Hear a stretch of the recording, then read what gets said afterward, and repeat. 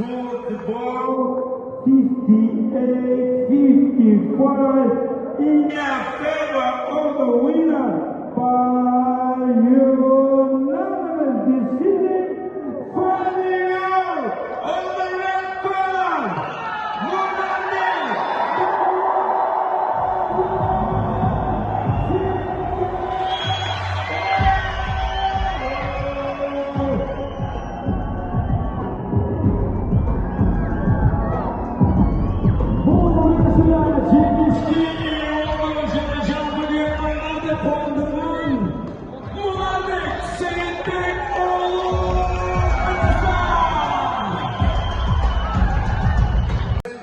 Football 58-55 in favor of the winner by